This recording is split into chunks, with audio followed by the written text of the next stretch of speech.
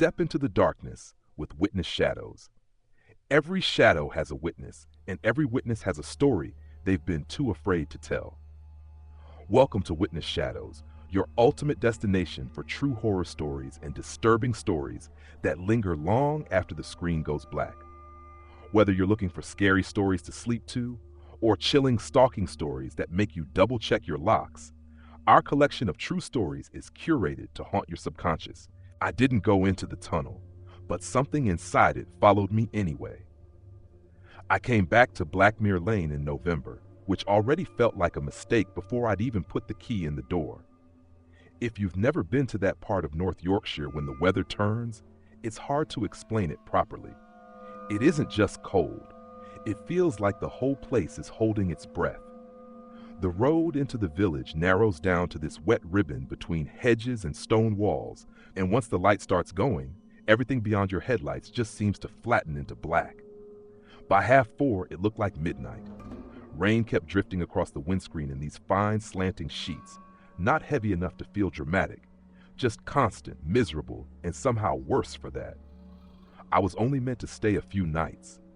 That's what I kept telling myself on the drive over from Leeds. My mom was in hospital in Harrogate after a stroke. Mild, thank God, but bad enough that I'd had to come north and sort through some family things she'd been putting off for years. The biggest one was the cottage on Blackmere Lane. It had belonged to my great-aunt Iris, who died the winter before, and because nobody else wanted anything to do with it, that job somehow became mine. Mom had never liked talking about the cottage. Even when I was little, if it came up, she would go funny and change the subject. Not angry, just shut down. It's only an old house, she'd say too quickly, and that would be that. I honestly thought it was just one of those family places people let rot because dealing with them is depressing. Clear it out, get the paperwork done, maybe sell it if the roof wasn't too far gone.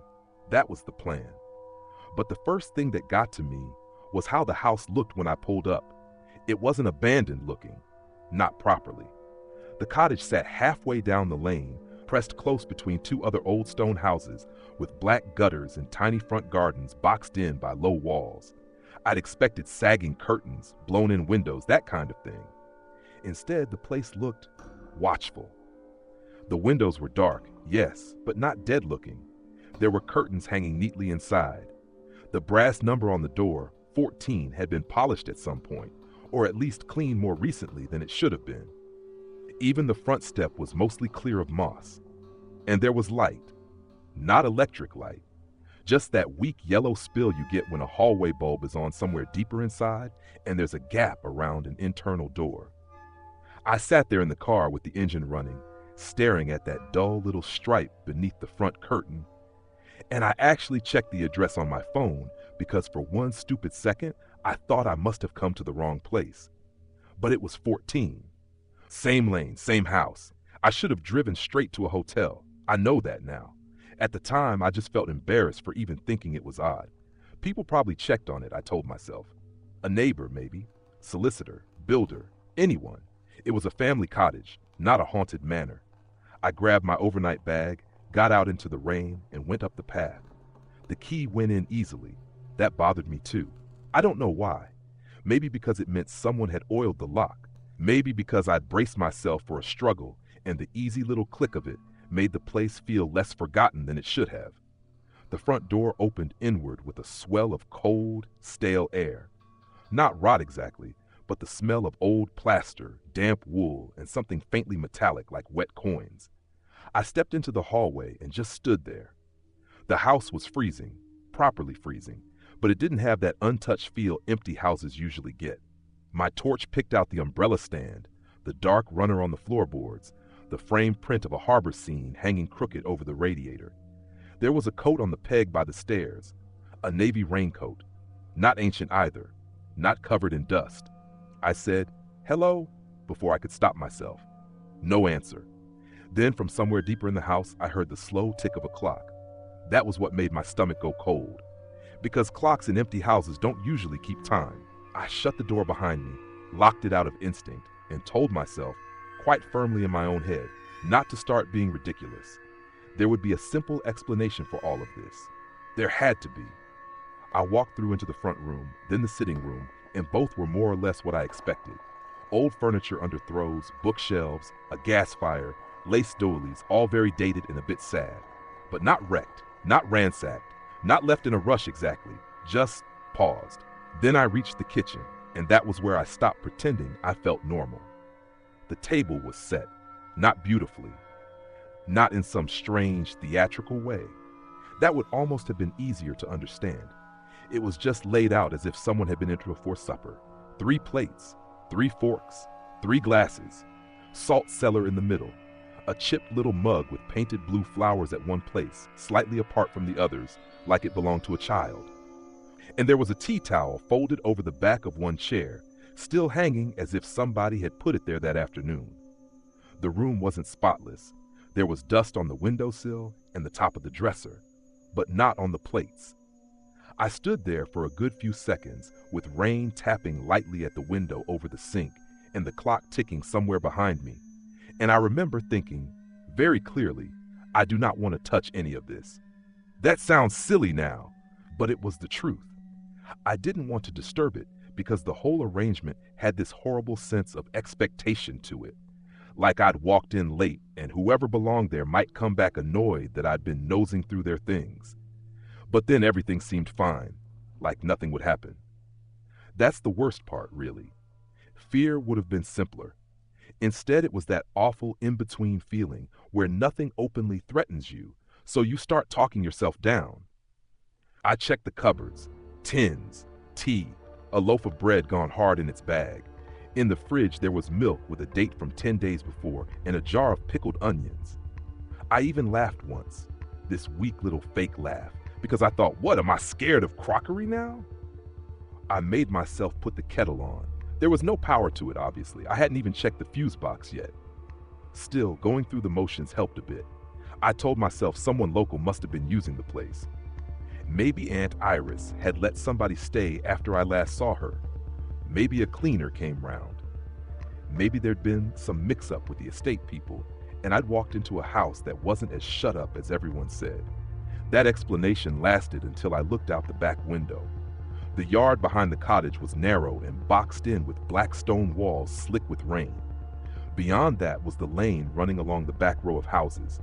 And standing on the opposite side, behind the distorted pattern of raindrops on the glass, was an old man in a flat cap, looking straight in at me. I don't mean glancing over. I mean staring. He wasn't right against the window or anything dramatic like that.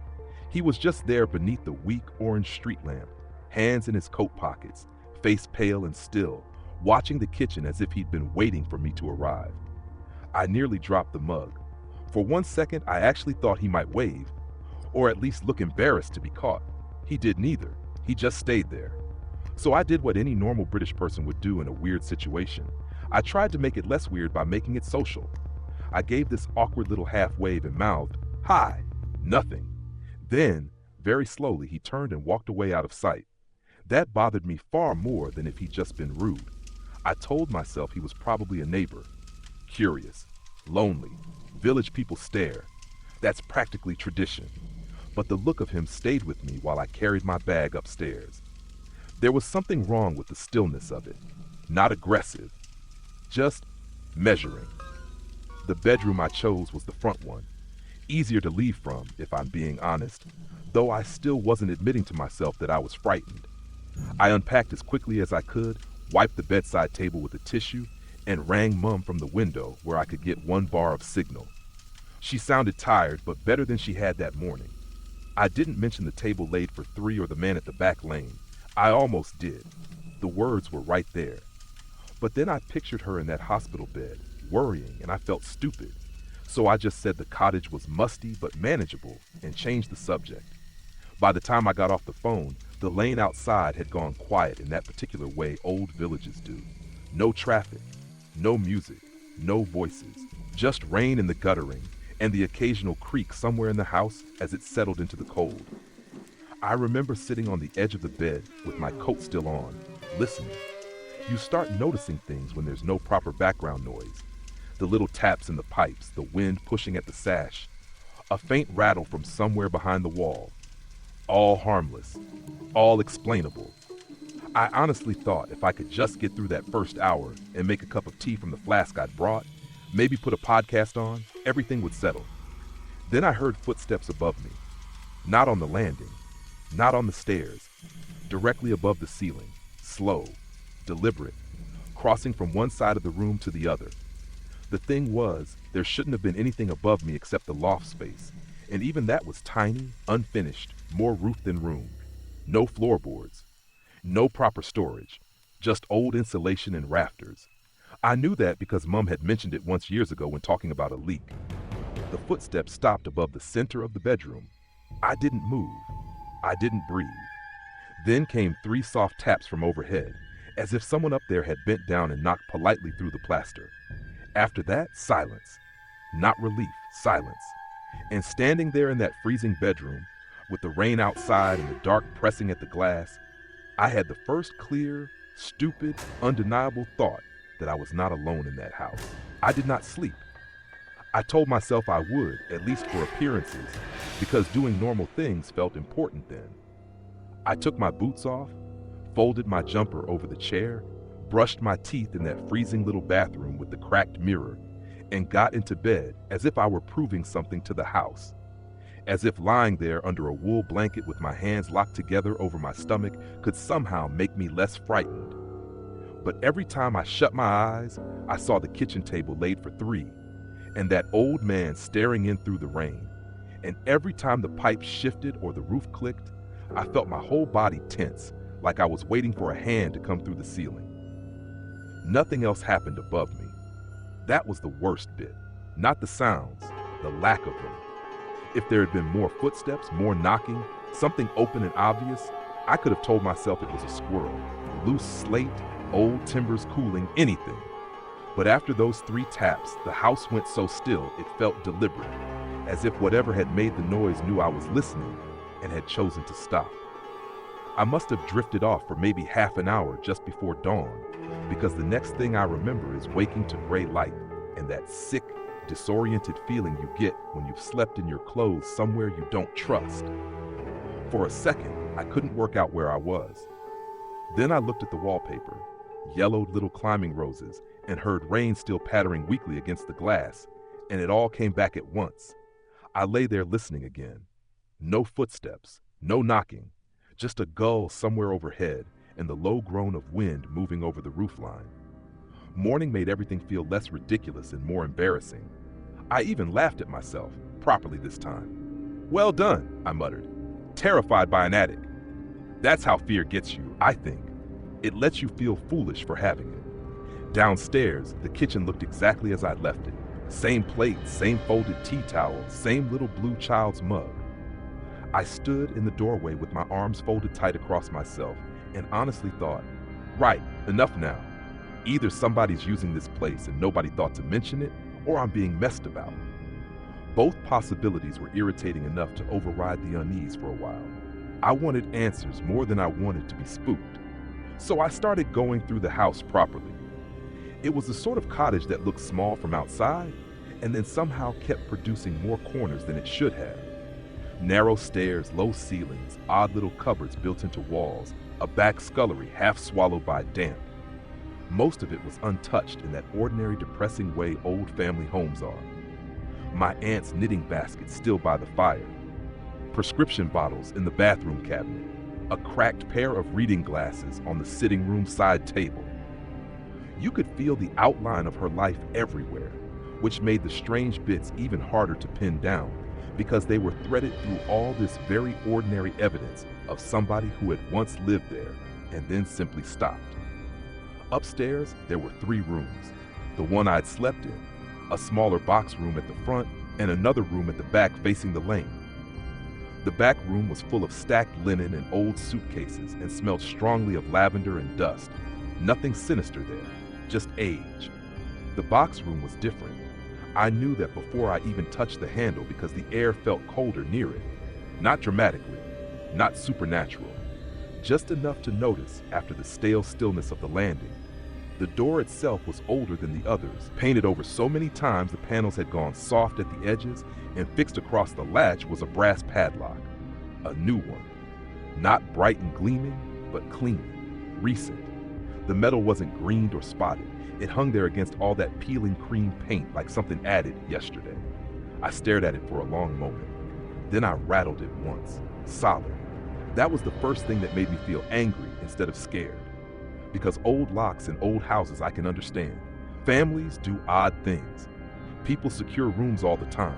But this didn't belong. This was modern, deliberate, and it meant exactly what it looked like it meant. Somebody had been in this house recently enough to decide there was one room I wasn't meant to open. I crouched and looked at the floorboards. No obvious footprints, but less dust outside that door than elsewhere on the landing. As if people stood there now and then, or one person did. I remember saying aloud, "Oh, come off it," though I'm not sure whether I meant the house, my family, or myself. I went looking for a key and found none. Kitchen drawers, mantelpiece bowl, hooks by the back door, the little ceramic dish in the hall where Aunt Iris used to keep loose change. Nothing. Just the usual clutter of old receipts, dead batteries, takeaway menus, sewing things, and one dry lavender sachet that had split and shed little purple flakes over a drawer liner. It was in the pantry that I found the receipts. The pantry was really just a tall, narrow cupboard beside the kitchen fireplace with slatted shelves and a warped wooden door that didn't shut properly. I'd opened it the night before, but only long enough to see tins and tea. In daylight, I looked more closely. There were the expected old things. Packet soup gone hard, rice, marmalade, stale crackers. But tucked beneath a jar of instant coffee was a folded paper bag from Hargreaves General Stores in the village square. I opened it and tipped out 3 receipts: milk, bread, tea bags, tinned peaches, candles, salt, paid in cash, dated 3 weeks ago. I checked them twice because I was sure I had to be reading something wrong, but the dates were there in smeared blue ink. Not years old, not faded. Recent enough that the paper still held its shape. The total on one was £8.42. On another, £5.11. Mundane, ordinary, unmistakable proof that somebody had been shopping for this house very recently. I stood there in the pantry doorway with one hand on the frame and this ridiculous prickle creeping over my scalp. There's something especially nasty about being proved right when you've been trying not to be. I'd wanted an explanation. Now I had part of one, and it only made things worse. Because who buys food for a dead woman's cottage and then leaves the table set for 3? I put the receipts in my coat pocket and decided I was not spending another hour alone in that house without speaking to somebody. There was a shop in the village, maybe 7 minutes walk away, just past the war memorial and the post box with the peeling red paint. I'd passed it on the way in. If these came from there, somebody behind that counter would know exactly who had bought them. The rain had eased to a fine wet mist by the time I went out. The lane smelled of cold stone and chimney smoke. Most of the cottages had curtains half drawn, and I got that peculiar sensation you sometimes get in small places that people were watching without wanting to be seen. Not paranoia exactly, more the awareness of attention withheld. Hargreaves General Stores turned out to be one of those cramped, old-fashioned village shops that seem to sell everything badly but indispensably. Newspapers, batteries, mop heads, biscuits, cat food, birthday cards. A bell clattered when I went in. The place was warm enough to steam my coat and smelled of coffee granules and damp cardboard. Behind the till was a woman in her 50s with ash blonde hair pinned up anyhow and half-moon glasses sliding down her nose. She looked up from a crossword and gave me the automatic smile people in villages reserve for strangers until they work out whether they know your family. "You all right, love?" I took the receipts out and laid them on the counter. "I hope so," I said, trying to sound lighter than I felt. "I'm staying down at number 14, Blackmere Lane, my great-aunt's place." The smile disappeared almost completely, not in a dramatic way, just a subtle draining of ease from her face. She took off her glasses, glanced at the receipts, and then at me. "You're Iris Shaw's great niece." It wasn't a question. "Eleanor," I said. "My mum's Elaine." For a second, she just looked at me. Then she said, "You've got her eyes." I didn't know what to do with that, so I nodded and tapped the receipts. These were in the pantry. I'm only asking because I was under the impression the place had been empty, but someone's clearly been buying things. She picked up the top slip between 2 fingers. Her nail varnish was chipped. I noticed that because she'd gone very still. "That'll have been put through here," she said quietly. "Right? Do you know who for?" A pause. "Cash sale." "Yes, I can see that." Another pause, longer this time. She put the receipt down with more care than was necessary, like it might tear. "What exactly is it you're asking me, Eleanor?" The way she said my name made me feel colder than the weather had. I tried to laugh it off. "Just whether somebody has keys to the cottage, cleaner, neighbor, estate person, anyone like that." She looked past me to the steamed-up shop window as though checking who might be outside. "I wouldn't say keys," she said at last. I actually frowned. "Sorry?" Her mouth tightened. "I wouldn't say keys." That was such a strange answer that for a moment I thought I must have misheard. Then how are they getting in? The bell over the door clattered behind me as an old man shuffled in for a paper. "Nina," because I saw her name badge then, Nina Hargreaves, gave him a look I couldn't read. He saw me, saw the receipts on the counter, and stopped dead like he'd walked into the wrong room. Then he muttered something under his breath and backed out again without buying anything. I turned to watch him go, and when I looked back, Nina had folded the receipts into a neat little square and pushed them toward me. "You should keep those," she said. "That's not really an answer." "No." She wet her lips. "It isn't." I leaned in a bit. "Look, I'm not trying to cause bother. I just spent the night there alone, and there's a locked room upstairs with a brand new padlock on it. So either someone's using that house, or somebody thinks they are, and I'd really rather know which." At that, she looked genuinely frightened. Not startled, not amused by local gossip. Frightened. Her eyes flicked to the shelves behind me, then to the door again, then back to my face. "Don't sleep in the front room," she said in a low voice. I actually gave a tiny disbelieving laugh. "What? Don't sleep in the front room." She lowered her voice even more. "And if you hear anything upstairs tonight, you leave it alone." Something hard and annoyed rose in me then, partly because of the lack of proper answers, and partly because she sounded as though I was supposed to understand a rule nobody had bothered explaining. "Leave what alone?" She opened her mouth, shut it again, and then said, "Just don't go opening things after dark." Things? But she had already reached for her crossword as if the conversation were over. Her hand was trembling slightly. "You take care now, Eleanor." That was it, dismissed. I left feeling angry, confused, and more shaken than I wanted to admit. The village square was almost empty except for a white van parked badly by the curb and two pensioners walking a spaniel in matching raincoats. Everything looked normal in that miserable, overcast way rural places do in November, and because of that, I started doubting the whole exchange. Maybe she was just odd. Maybe small villages breed drama when they've nothing else to do. Maybe she'd frightened herself with local nonsense and now I was getting pulled into it. By the time I got back to the cottage, I'd talked myself down enough that I decided to be practical again. Change bedrooms, find tools, get the fuse box on, maybe ring a locksmith if it really bothered me. Daylight gave me courage I probably didn't deserve. Inside, the house felt somehow dimmer than before, though I'd only been gone 20 minutes. The hallway smelled stronger too, that damp coin smell from the night before, only now with something stale underneath it, like old water trapped in a vase. I took off my coat, dropped my bag in the kitchen, and stood looking at the stairs. Nothing.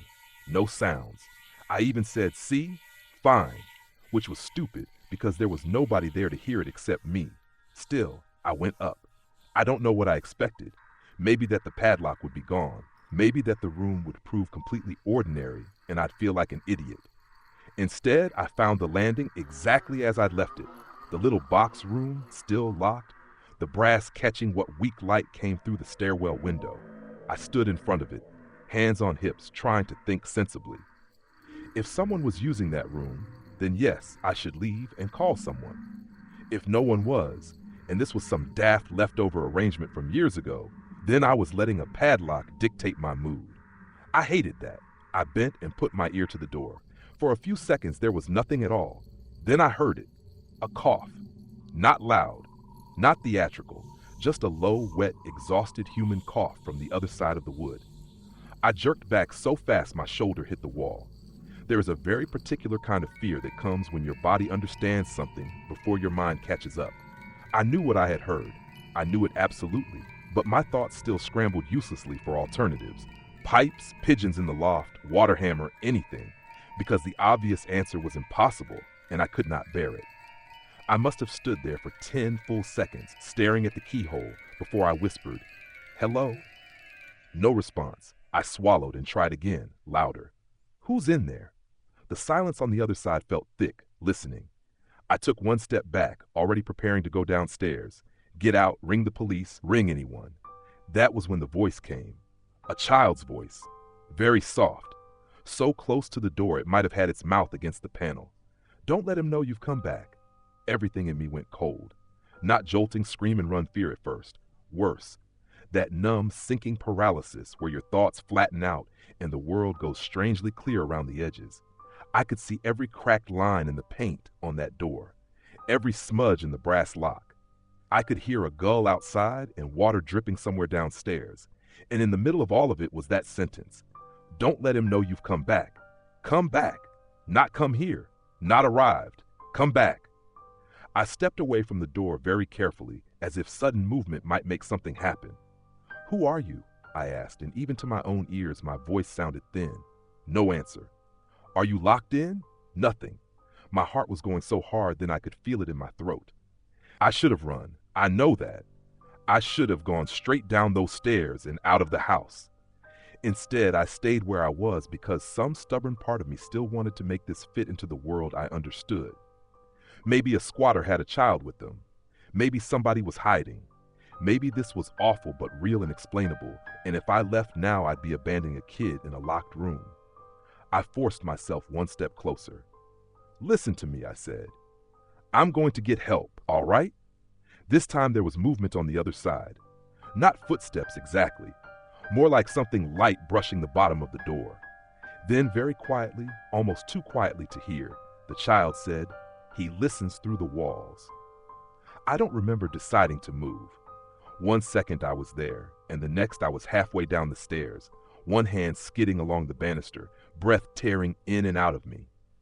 I made it to the kitchen, grabbed my phone from the table, and nearly dropped it because my fingers had gone clumsy. No signal. Of course there was no signal. One useless bar flickered on and off and then vanished again. I backed into the middle of the kitchen and just stood there, turning slowly, looking at the walls, the windows, the ceiling, as if something might already be in the room with me. But then everything seemed fine. Like nothing would happen. The clock ticked.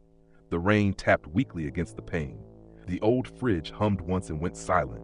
No voices. No coughing. No sound from upstairs at all. If someone had hidden a speaker up there as a joke, this was the part where I was meant to realize how ridiculous I had been, wasn't it? I actually made myself go to the sink and run cold water over my wrists. "Nerves," I said out loud. "No sleep, that's all." And for one whole minute, I almost believed it. Then from inside the wall behind the dresser, not above, not beyond, but in the wall itself, something gave 3 slow, patient knocks. I didn't move. Not because I was brave, nothing like that. I just couldn't. It felt like my body had decided before my mind could catch up that whatever was behind that door should not be approached any further. Every muscle locked at once, like I'd been pinned in place. That voice, it wasn't just similar to mine.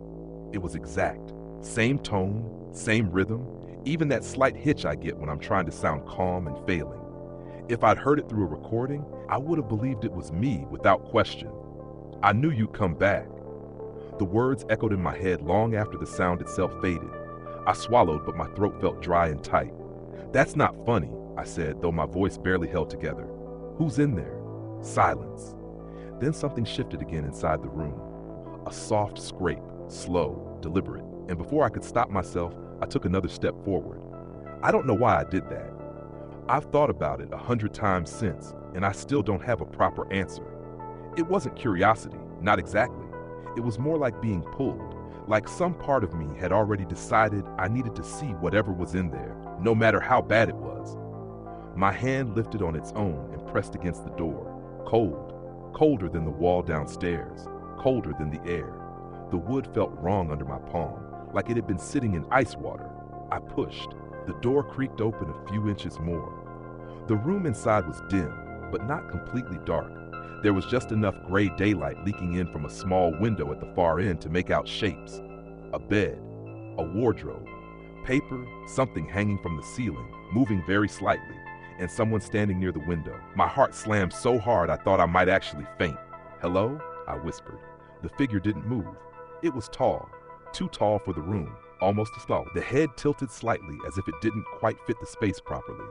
The outline was wrong. Not sharply defined, not fully solid, like I was looking at something through a thin layer of water. I blinked hard. It didn't change. "Who are you?" I asked, louder this time, though my voice trembled. The figure shifted, not forward, not backward, just adjusted, like it was turning toward me without actually stepping. And then it spoke again, my voice. "You opened the door." I felt something inside my chest drop, like missing a step on a staircase in the dark. "No," I said quickly, shaking my head without realizing it. "No, it was already open." A pause, then, softer, almost thoughtful. "You opened the door." The way it said it made my stomach twist. Not accusing, not angry, just certain. I took a step back. The floor creaked under me, loud in the silence. The figure tilted its head slightly the other way, and for a split second, the light from the window shifted just enough that I saw its face, or something where a face should have been.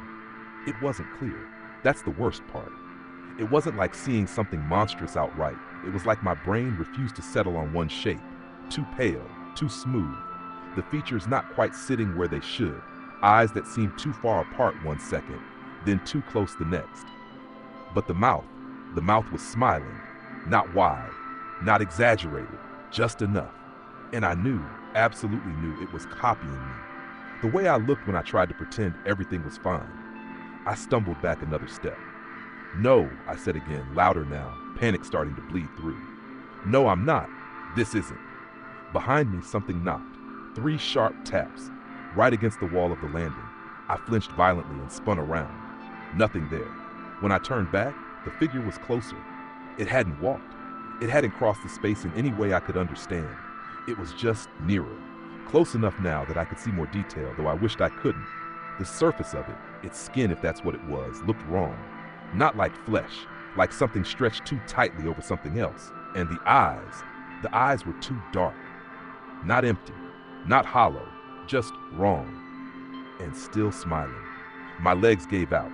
I didn't fall completely, but I dropped hard against the wall beside the door, my hands scraping painfully against the plaster. I couldn't breathe properly. Every inhale came sharp and shallow, like my lungs wouldn't fill all the way. "Stop," I whispered. "Just stop." The thing tilted its head again. Then, in that same calm, familiar voice, I stopped. And it did. It froze completely. No movement, no shift. Nothing, just standing there, watching me, waiting. I don't know how long we stayed like that. It could have been seconds. It could have been minutes. Time didn't feel right anymore. All I knew was that the longer I looked at it, the more wrong everything felt. Like my thoughts were slipping. Like the edges of the room were softening, bending slightly, as if the space itself didn't quite hold together properly anymore. "Who are you?" I managed again, barely audible. This time the answer came immediately. "You know me." My stomach turned violently. "No, I don't." Another pause. Then, "You did." That hit harder than anything else so far.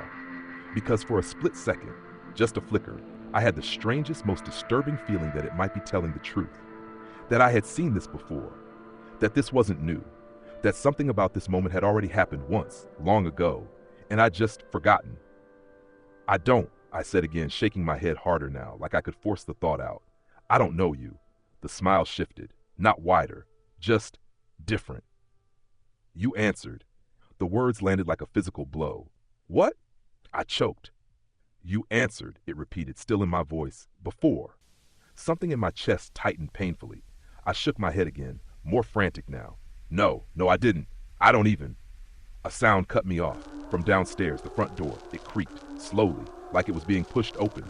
Both of us, me and the thing, turned our heads at the exact same time. That was what broke me. Not the voice, not the face. That. The way it moved exactly when I did. The way it reacted exactly how I would have. Like we were linked somehow. "No," I whispered, scrambling to my feet. No. Another sound, footsteps, from the hallway below. Heavy, slow, measured. Not like the light taps from the walls. Something real, something solid coming inside. The thing in the room didn't move. It just watched me. still smiling, and in a voice that was no longer quite mine, deeper now, layered somehow, like two voices trying to speak at once, it said, "He heard you." My blood ran cold. What do you mean? But I already knew. The knocking, the voice, the answering, the door, all of it. I had done something, and whatever was downstairs wasn't the same as what was in this room. The footsteps stopped at the base of the stairs. Silence, then a single slow step onto the first stair. The wood creaked under the weight. Another step, closer. I backed away from the open door, shaking uncontrollably now, my eyes darting between the thing in the room and the staircase beyond the landing. "Please," I whispered, not even sure who I was begging anymore. "Please, what do I do?" The thing's head tilted one last time, and for the first time, the smile faded. Not completely, just enough, and in a voice that sounded almost sympathetic. "You shouldn't have come back." Another step on the stairs, closer, and that's when I realized whatever was coming up those stairs was far worse than what I'd already seen. I didn't think. I ran, not in a controlled, sensible way. No plan, no direction, just movement. My body chose for me, away from the door, away from the room, away from whatever was on the stairs. I don't remember crossing the landing. I only remember the sound of my own feet hitting the top step too hard, the jolt running up my legs as I half stumbled, half threw myself downward. The staircase groaned under me, and below, the footsteps stopped. That sudden silence hit me harder than the noise had. I froze halfway down, one hand gripping the banister so tightly my fingers ached. Nothing. No movement, no breathing, no shifting, just the house again, still, waiting. I didn't want to look. Everything in me screamed not to look, but I had to. Slowly, far too slowly, I leaned forward just enough to see the hallway below. The front door was open, wide. Rain blew faintly across the threshold, dampening the rug just inside. The light outside was flat and gray, bleeding into the hall in a dull strip that made everything look washed out. And standing just beyond that strip of light was someone. At first, my brain tried to make it normal. A man, coat, hat, just someone who'd come in. A neighbor, that same old man from the back lane maybe. Someone I could explain, someone I could talk to. But then I saw the way he was standing, not casually, not even cautiously. He was perfectly still, head slightly tilted like he was listening. Not to me, to the house. I held my breath without realizing it. The thing upstairs, I could still feel it behind me, not moving, not following. Just there. And this was something else. The man in the hallway took one step forward. The floorboard creaked under his weight. The sound echoed up the staircase, sharp and wrong, and that's when he spoke. Eleanor, my name, but not like the voice upstairs, not a copy. This one felt older, heavier, like it had been used too many times. I flinched hard. I didn't. My voice came out thin, broken. "I didn't call you." A pause. Then he stepped further into the house. The light from the open door shifted just enough that I saw his face, and something inside me snapped, because it wasn't right, not in any clear, obvious way. If you'd passed him on the street, you might not even notice at first. He looked like an ordinary man in his late 50s, maybe early 60s. Pale skin, gray stubble, flat cap pulled low. But the longer you looked, the more it slipped. His eyes didn't quite focus, not properly.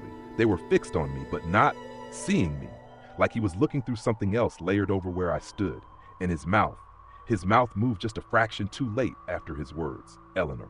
Again, slower this time. I shook my head instinctively. "No." The word came out stronger than I expected. "No, I didn't ask you to come in." Another pause. And then a smile. Not wide, not exaggerated, just enough. And suddenly, I understood something. Not everything, not even close, but enough. The thing upstairs had said he heard you. This was him.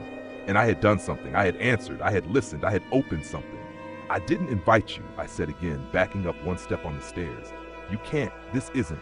He tilted his head slightly. "You came back." The same phrase, but different. He took another step forward. The air in the hallway shifted. I could feel it from halfway up the stairs. That same unnatural cold, but deeper, heavier, like it had weight to it. Behind me, a faint sound. A soft movement from the open room upstairs. I didn't turn. I couldn't. Because now I understood something else too. They weren't the same, and they weren't working against each other. They were connected, in a way I couldn't fully grasp yet. "Stop," I said, louder now. "Just stay where you are." And for a moment, he did.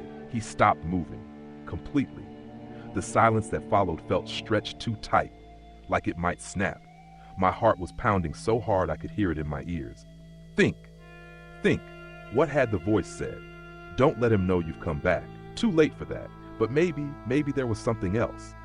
You can't come up, I said quickly, the words tumbling out before I could question them. You stay there. Another pause. Then, quietly. Why? That single word hit harder than anything else, because it sounded almost curious. Not angry, not frustrated, just genuinely asking. I swallowed hard. Because I said so. Weak. Pointless. I knew it as soon as I said it. And I saw it in the slight shift of his expression. The smile didn't fade. It just changed. You answered. The words landed like a verdict. I took another step back. The stair creaked loudly under me, and from behind, the thing upstairs spoke again. You shouldn't have. My voice, but softer now. Almost regretful. My head snapped back toward the open door of the room. For one split second, I saw it. Closer now, standing just inside the doorway, watching both of us. Not smiling anymore, just observing. Like it was waiting to see what would happen next. And that terrified me more than anything else so far. Because it meant this wasn't over. This wasn't one thing. This was something unfolding. Something I didn't understand. Please, I whispered, my voice cracking now. Please, I don't. Just tell me what to do. Silence. Then, from behind me, very quietly, don't let him upstairs. I turned fully this time. The thing in the doorway hadn't moved, but its face looked different. Not less wrong, but clearer, more human. And for the first time, I felt something I hadn't expected. Not fear. Not exactly. Something else. Recognition. Faint. Distant. Like remembering a dream you can't quite place. I started, but the words caught in my throat. Because downstairs, he moved again. One step, then another. Slow. Deliberate. Coming toward the stairs. My entire body tensed. No, I said sharply, turning back. Stop. He didn't. Another step. Closer now. Close enough that I could see the way his eyes tracked me, not directly, but through something else, like he was following a sound instead of a person. You let me in. The words came heavier now, layered, as if something deeper was pressing behind them. I didn't, I snapped, panic rising fast now. I didn't. But even as I said it, I knew. I had listened. I had answered. And something had changed because of it. Behind me, a sudden movement. The thing in the doorway stepped forward. Just one step, but it was enough to feel it.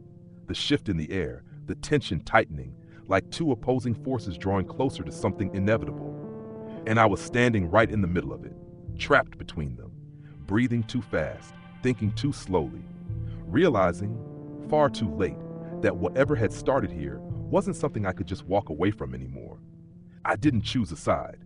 Not really. That's the truth of it. People always imagine that in moments like that, when everything becomes clear, when you're forced into something impossible, you make a decision, that something inside you sharpens, becomes decisive, brave. That didn't happen. I was just stuck between them. The thing upstairs watching me like it knew me, the thing downstairs coming toward me like it owned me, and all I could think was, I did something wrong. I didn't understand what, not fully, but I felt it in my bones. Like stepping over a line you didn't know was there until it was too late. Don't let him upstairs. That voice, my voice, still hung in the air behind me. I clung to it because it was the only instruction I had. So I moved. Not forward, not toward either of them. Just sideways. Just enough to shift my weight and plant my foot firmly against the step below me, like I could block something bigger than me just by standing in the way. It was ridiculous. I knew that, but it was all I had. Stop, I said again, louder this time, my voice cracking under the pressure building in my chest. You're not coming up here. The man at the bottom of the stairs paused. Not because I'd stopped him. Not really. It felt more like he was considering. Like my words had reached something, but not in the way I'd hoped. You let me in. The phrase came again, slower, heavier, more certain. My hands clenched at my sides. I didn't invite you. A small tilt of his head. You listened. That word hit differently. It sank deeper. And before I could respond, something shifted in my memory. Not clearly, not fully, just a flicker, a sound, a younger version of this same house. A voice, small, frightened, and my own voice answering it. I staggered slightly, catching myself against the banister. No, I whispered. That's not, but it was, or it had been, at some point. I didn't remember it properly.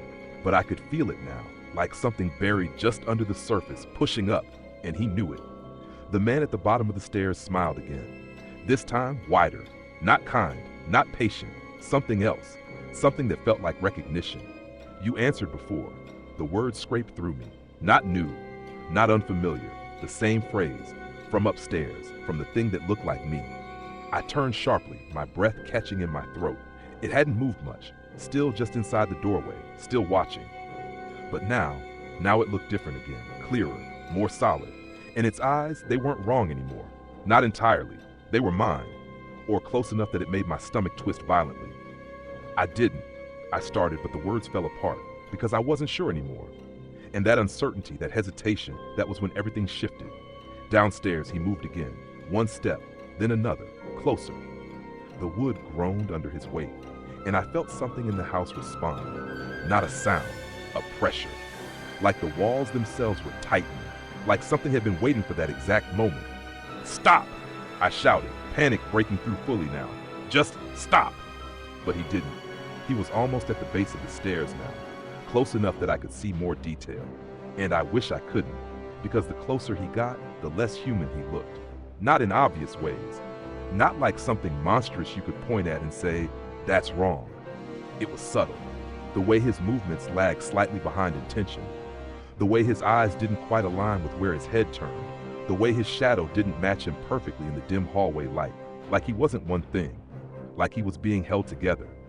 Behind me, a sharp intake of breath. The thing in the doorway. Not me, but close enough.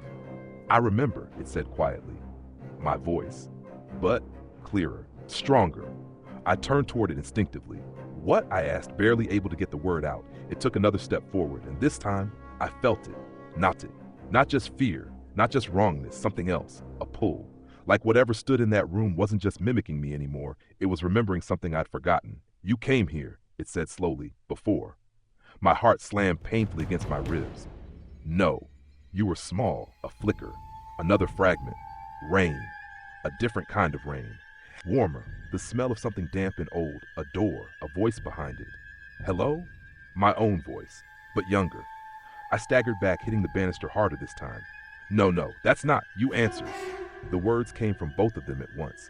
Upstairs, downstairs, same phrase, different tones, and suddenly, I wasn't standing in the present anymore. Not fully. The memory hit all at once, sharp, violent, unavoidable. I was smaller. Standing in the same house, the walls looked taller then, the shadows deeper. I remember being told not to go upstairs. I remember ignoring it, because I heard something, a voice, soft, calling from behind a door, crying, asking for help. I remember standing outside that door, my hand on the handle, and saying, "Are you okay?" I gasped and stumbled backward into the wall. The present snapped back into place around me, the staircase, the two of them, the house. But now everything felt different, because now I understood. Not completely, but enough. I let it in, I whispered. The words tasted wrong, like saying them made something real. The man at the bottom of the stairs smiled. Yes. Behind me, the other one shook its head. No. That stopped me. I looked between them, confused, terrified. What do you mean? I demanded, my voice breaking. Which is it? The one upstairs stepped forward again, closer now, too close. You didn't know, it said. And for the first time, there was something in its voice that wasn't just imitation. Something human. Something like regret. Downstairs, the man took another step. And now you do. The difference between them became clearer in that moment. Subtle, but real. One was drawing closer. The other was warning me. And I realized something that made my stomach drop. They weren't equal. They weren't the same kind of threat. And whatever I'd done before, whatever I'd answered, it hadn't been harmless. The house creaked loudly around us, not from movement, from strain. Like something was being pulled too tight, like something was about to break. And I was the reason why. I don't understand, I said, my voice shaking badly now. Just tell me what's happening. Neither of them answered immediately. They just watched me, waiting. And in that silence, I understood something else. This wasn't just happening to me. This had been happening for a long time. In this house, in this place. And whatever came next wasn't new. It was just happening again. Because I came back. I don't remember deciding to stay. That's something I keep coming back to. Because logically, I should have left. I should have run out the front door, down the lane, straight into the village and never come back. Even if I sounded mad, even if no one believed me, it would have been better than staying in that house another second. But I didn't. And I think now, that might have been part of it. The way the house holds you, the way it makes leaving feel delayed. Like there's always just one more thing to understand before you go. Because I came back. That thought kept looping in my head as the silence stretched around me. The man downstairs didn't move again. The thing upstairs didn't come any closer. It was like both of them were waiting for something I hadn't done yet, or something I was about to do. My breathing was loud in my ears. Too loud. I forced myself to slow it down. Think. You've got to think. What happens now, I asked, though I wasn't sure which one I was asking. Neither answered. The stillness pressed in harder, and then, without warning, the clock downstairs started ticking again. Loud, deliberate, each second landing too clearly in the quiet. Tick, tick, tick.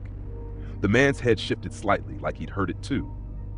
The thing upstairs didn't react, and for some reason that mattered. I swallowed hard and took a careful step backward, away from both of them, retreating up the last few steps until my shoulders brushed the wall behind me. I'm leaving, I said. It came out stronger than I felt. I'm going now. No one stopped me. That should have made it easier. It didn't. I moved slowly at first, then faster, turning away from the open room, away from the stairs, heading for the front bedroom where I'd left my bag. The moment I crossed the threshold, the air changed. It dropped. Not just colder, heavier, like stepping into something sealed. I stopped dead in the doorway. The room looked the same. Bed, chair, window, my bag, everything exactly where I'd left it. But something was wrong. I could feel it. Before I could understand why, there was a sound, soft, directly beneath me. 3 knocks. From the floor, I froze. Tick, tick, tick. The clock downstairs continued, slow and steady. And then another set of knocks, from the wall beside the bed. 3 again. Then, from behind me. The door frame. 3. My breath hit sharply. No, I whispered. No, not again. Another knock, from the ceiling, directly above where I stood. 3 was everywhere. Not random, not scattered. Deliberate, like something was mapping the room or closing in. I backed away from the center instinctively, my hands raised slightly, as if I could push the sounds back. Stop, I said louder now. Just stop. The knocking paused, completely. The silence that followed was unbearable, because now I was waiting for it, waiting for where it would come next, waiting for it to choose. And then, from right beside my ear, 3 soft taps. I couldn't help it. I spun around wildly, stumbling back, my shoulder slamming into the wardrobe hard enough to rattle the door. There's nothing there. I gasped, half to myself, half to the room. There's nothing there, there's nothing. Another sound cut through me. Not knocking this time. A voice. Low, close, from the wall. Eleanor. I pressed my hands over my ears. No, Eleanor. The voice was different. Not mine, not the one downstairs. Something else, weaker, strained, like it had been speaking for a long time. Please. That word stopped me. My hands slowly lowered. My breath caught in my throat. Who? I whispered. A pause. Then, I'm here. The voice sounded small, childlike, and something inside me twisted painfully, because it didn't sound like a trick. It didn't sound like imitation. It sounded real. Where are you? I asked, stepping closer to the wall before I could stop myself. Behind me, a sudden shift. I turned sharply. The doorway. The thing that looked like me was gone. The landing beyond was empty.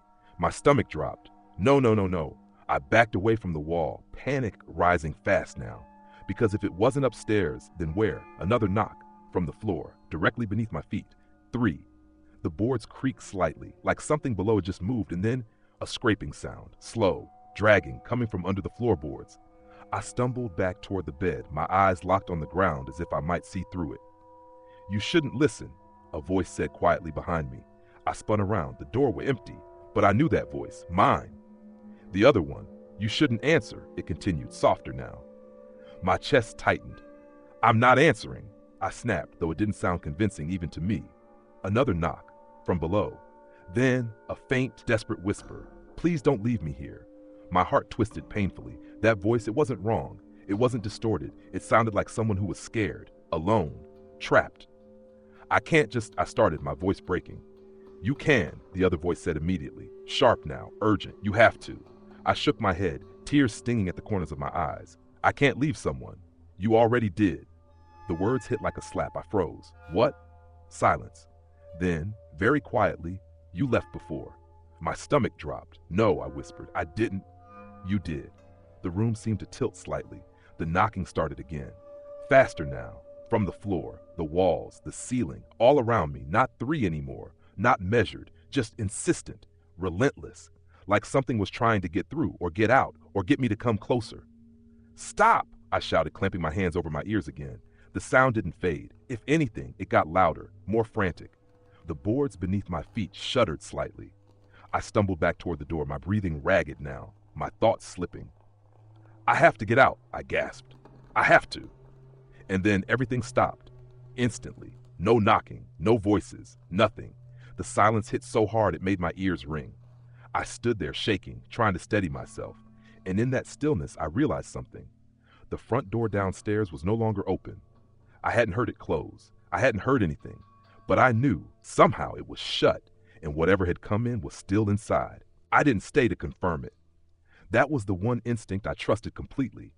The need to move, to get out of that house before whatever had changed settled any further around me. I grabbed my bag without thinking, nearly knocking it off the chair in my haste, and bolted out of the bedroom. The landing felt tighter than before, narrower somehow, as if the walls had crept inward while I wasn't looking. I didn't look toward the box room.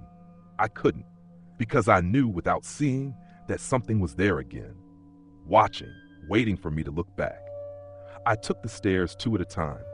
The hallway hit me with that same cold, heavy air, but something else was different now. The door, closed, completely. No light from outside, no movement, just the old wooden door, shut as if it had never been opened at all. I didn't hesitate. I ran straight for it, fumbled with the lock, my fingers slipping twice before I managed to turn it, and yanked it open hard enough that it slammed against the wall. Cold air rushed in.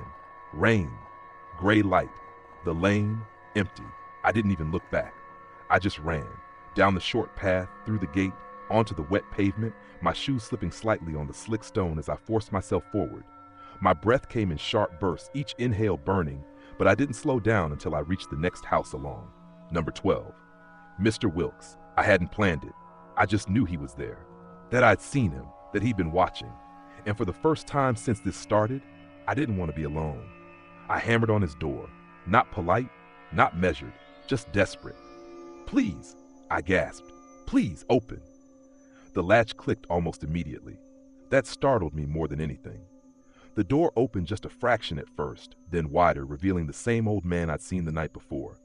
Up close, he looked older than I'd thought, thin, almost brittle, with deep lines carved into his face and eyes that seemed permanently narrowed against something only he could see. He didn't look surprised. That was what got me. He looked resigned. "You shouldn't have gone in," he said quietly. My chest tightened painfully. "There's something in there." "I know." That stopped me. What do you mean you know?" I demanded, my voice rising despite myself. He stepped back, opening the door fully. "Come inside before you start shouting."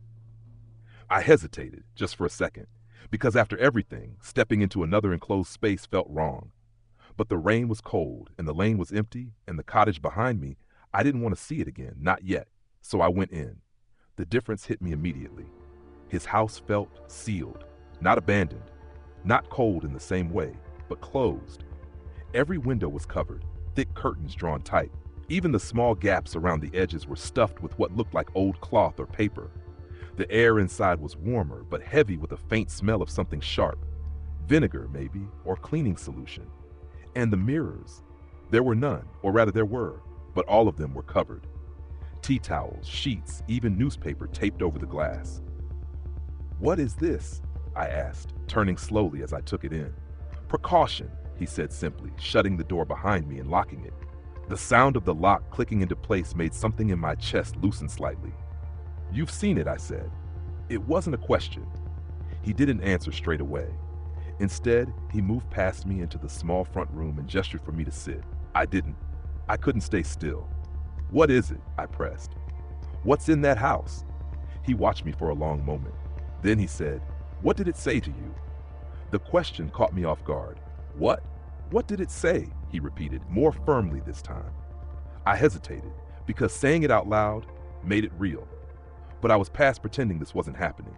It sounded like me, I said finally. Upstairs, it said I came back. A flicker passed through his expression. Not surprise, recognition. And downstairs? He asked. My throat tightened. He said the same thing, that I let him in. Mr. Wilkes nodded slowly, like that confirmed something he already knew. I didn't invite anyone, I said quickly. I didn't open the door for him. He was just there. You listened. The words landed heavy. I froze. That's what he said, I whispered. Mr. Wilkes sighed, rubbing a hand slowly over his face. Of course he did. What does that mean? I snapped, panic creeping back in. Everyone keeps saying that like I'm supposed to understand it, but I don't. I don't know what I did. You answered. The word cut through me. Again, always the same word. I shook my head, harder now. I didn't answer anyone. He looked at me carefully. Did you hear knocking? My stomach dropped. Yes. Did you speak to it? I hesitated, just for a second. And that was enough. His expression shifted slightly. That's all it takes, he said quietly. No, I said immediately, stepping back. No, that doesn't make sense. That's not. People talk to noises all the time. That doesn't mean. Not there, he said. His voice had changed, less patient, more certain. Not in that house. The room felt smaller suddenly. Then what is it? I demanded. What is actually happening? He looked toward the covered window, as if checking something outside. Then back at me. You remember being there before? The question hit harder than I expected. I opened my mouth to say no, but the word didn't come out, because of the memory, the flicker, the voice behind the door. I faltered. He nodded slowly.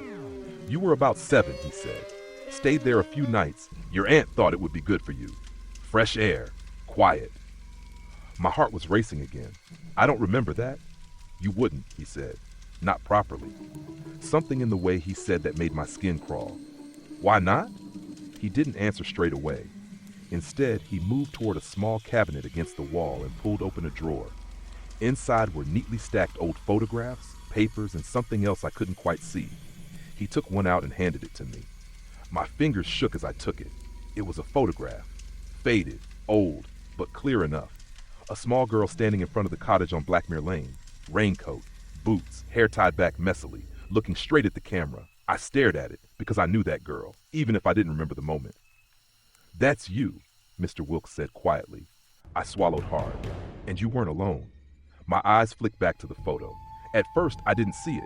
Then, I did. Behind me, just inside the doorway, a shape. Tall, indistinct, watching. My breath caught painfully in my chest. That's not. I started, but the words fell apart.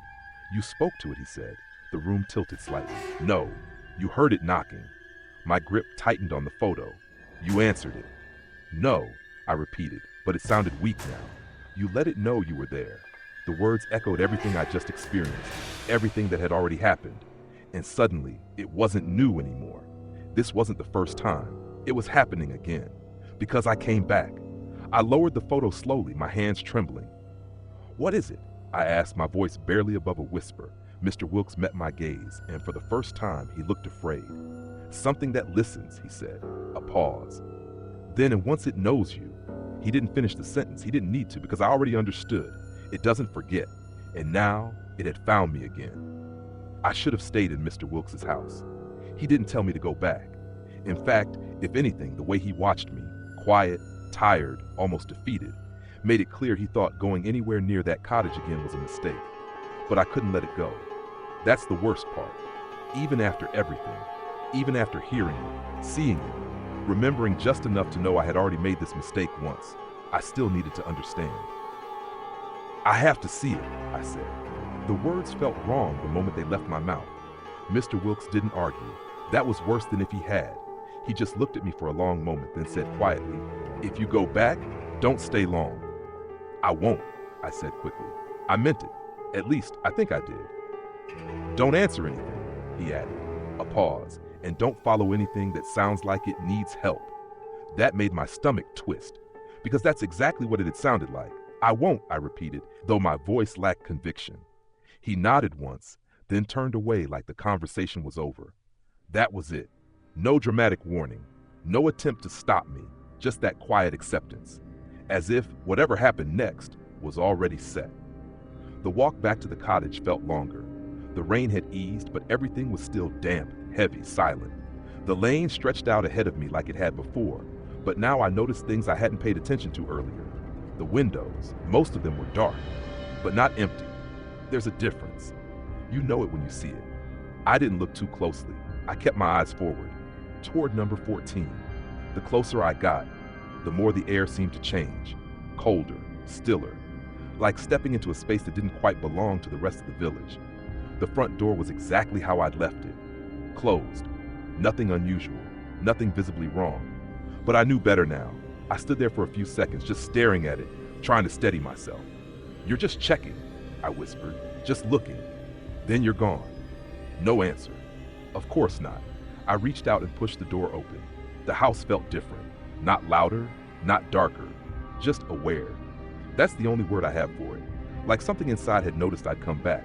The hallway smelled stronger now, damp, metallic, something else beneath it I couldn't place. I stepped inside slowly, closing the door behind me without thinking. That small, quiet click echoed too loudly in the space. I froze, listened, nothing. But the silence wasn't empty. It felt full, waiting. I moved carefully toward the kitchen, each step measured, controlled, trying not to react to every tiny sound, trying not to imagine things moving just out of sight. The table was still set, exactly as before. 3 plates, 3 glasses, the little blue mug. Nothing disturbed, nothing changed, except the chair nearest the pantry door. It had moved, just slightly, turned a few inches toward the pantry, like someone had been sitting there, watching. I swallowed hard and forced myself to look away. "You're imagining things," I muttered, but I wasn't. I knew I wasn't, because now I could hear it, a faint sound from behind the pantry door. Not knocking this time, not a voice, something else. A soft, dragging noise, slow, repetitive, like something moving against wood. I stood completely still, my breath shallow, my chest tight. "Don't follow anything that sounds like it needs help." Mr. Wilkes's words echoed in my head. This didn't sound like help.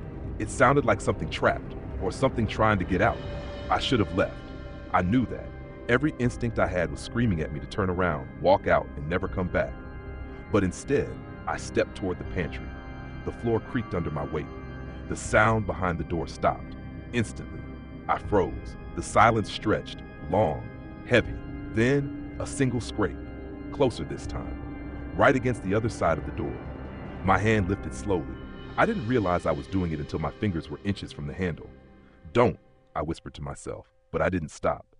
I pulled the door open.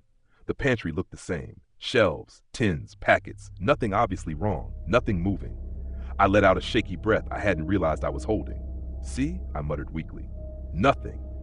Then I noticed the floor, the boards. One of them wasn't flush. It sat slightly lower than the others, just enough to catch your eye if you were looking for something. My stomach dropped, because I hadn't noticed that before. And now, I couldn't unsee it. I stepped inside slowly. The air felt thicker here, heavier, like it had been sealed for a long time. I crouched slightly, my eyes fixed on the uneven board. "You're not doing this," I whispered, but I already was.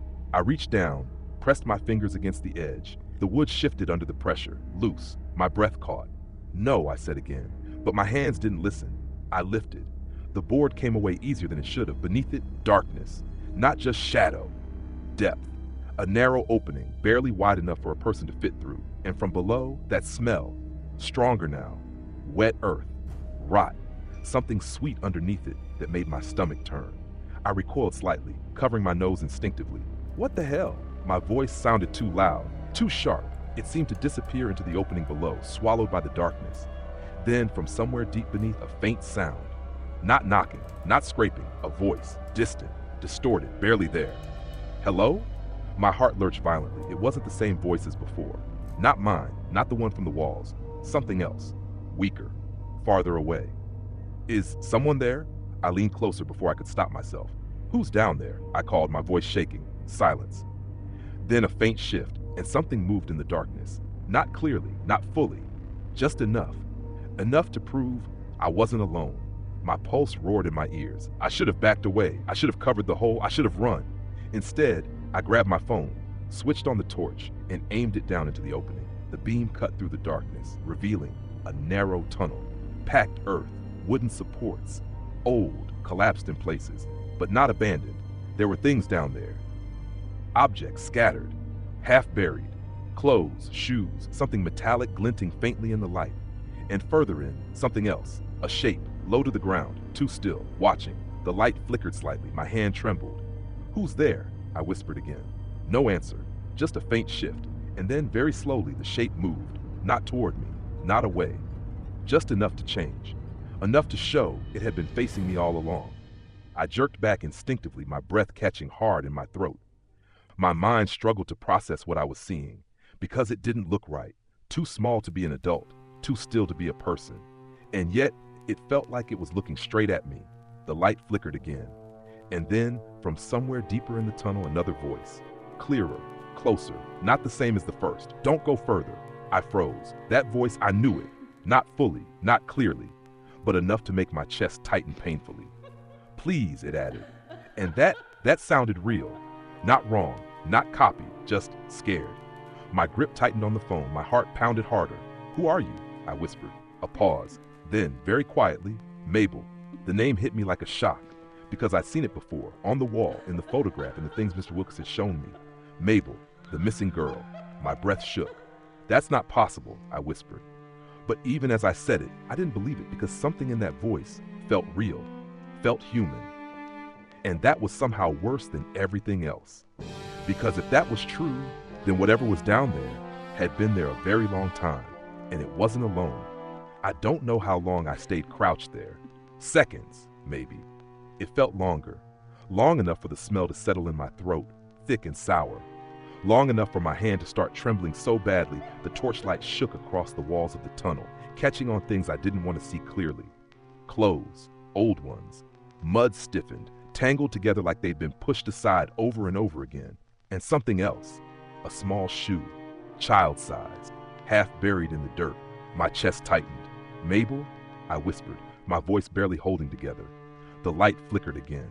That shape deeper in the tunnel shifted slightly, just enough to remind me it was still there, still watching, still aware of me.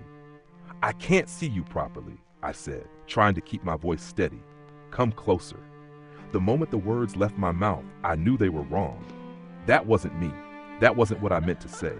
But it was out there now, and down in the tunnel. Something reacted, a faint scraping sound, movement, closer. My pulse spiked instantly. "No, wait," I started, but it was too late.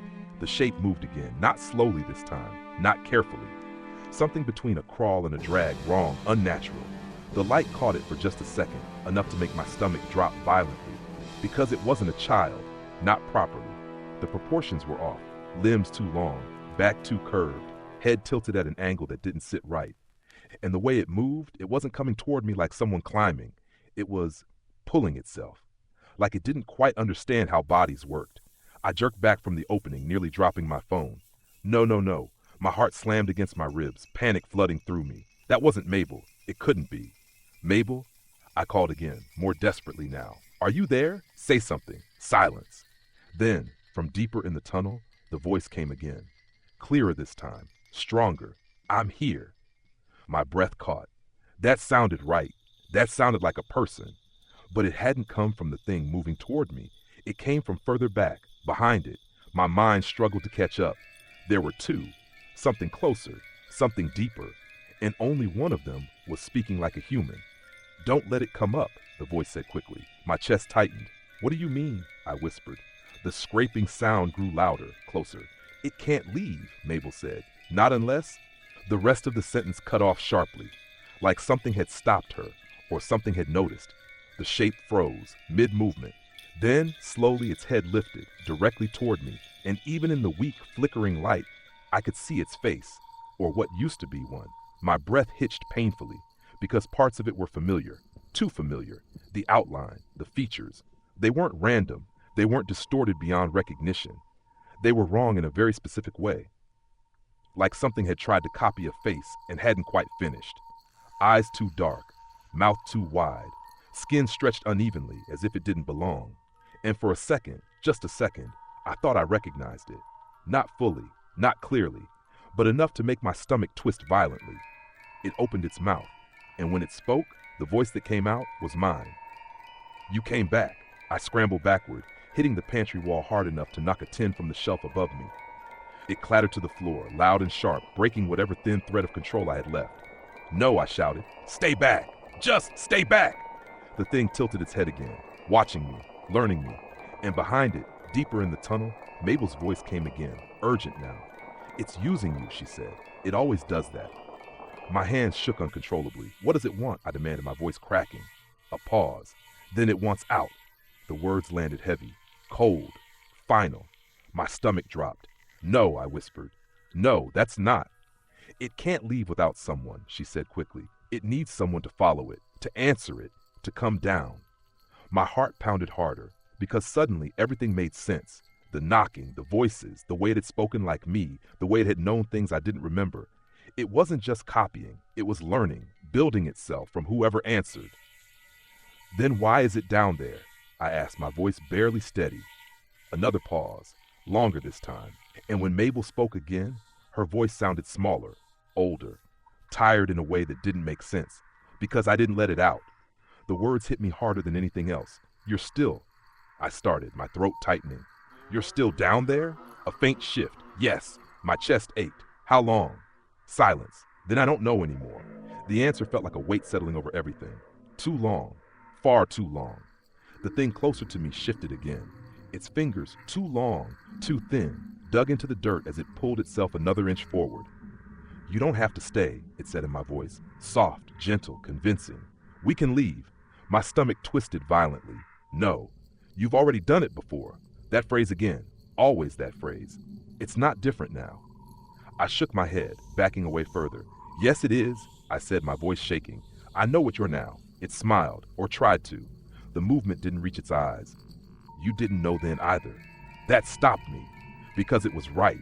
I hadn't known, and maybe that was why it had worked. Behind it, Mabel's voice broke through again. "Don't listen to it," she said. "It just needs you to come closer." My back hit the pantry wall fully now. There was nowhere else to go. The opening was still exposed behind the loose floorboard. The thing was still there, still watching, still waiting. And I realized something then, something that made my chest tighten painfully. This wasn't about getting out anymore, not just for me. If what Mabel said was true, if she'd been down there all this time, then leaving meant leaving her behind. Again, my throat tightened. "I can't just go," I said quietly. The words felt heavy, wrong, but I couldn't stop them. Mabel didn't respond straight away. When she did, her voice was softer, sad. "You have to." The thing in the tunnel shifted again, closer, almost within reach of the opening now. Its hand stretched upward slightly, fingers brushing the edge of the wooden boards. "You don't have to leave alone," it said gently. My breath caught. "No." But my voice didn't sound certain anymore, because part of me, a small, dangerous part, wanted to believe that, wanted to believe there was a way to fix this, to help her, to make it right. "You already left once," the thing said. The words sank deeper this time. "You don't have to do it again." My chest tightened painfully, because that was the worst part. I didn't remember leaving her, but I could feel it. Somewhere deep in my memory, something unfinished, something wrong. And now I was here again, standing in the same place, facing the same choice. Only this time, I knew what was waiting below, and I knew what would happen if I stepped any closer, or if I didn't. I don't think people understand what a real choice feels like. Not the kind where you weigh things up and decide what's best. I mean the kind where every option is wrong, where whatever you do, something is going to follow you, or stay with you, or take something you won't get back. That's where I was, kneeling on the pantry floor, the open space beneath me, breathing cold air into the room. One thing below me trying to come up, one voice deeper down trying to keep it there. And me, stuck in the middle again, just like before. "You can't help her," Mabel said quietly. Her voice sounded further away now, not physically, but weaker, like something was pulling her back.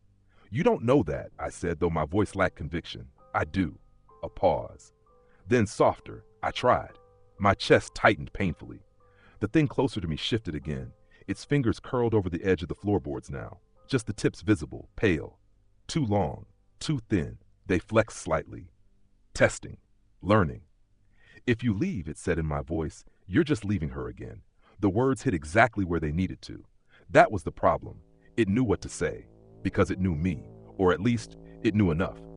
I didn't leave her, I said, but it sounded weak even to me. You did. That wasn't the thing. That was Mabel, her voice quiet, tired, but certain. You didn't know what it was, she added. But you left. The room felt smaller, heavier, the air pressing down on me. I was a child, I whispered.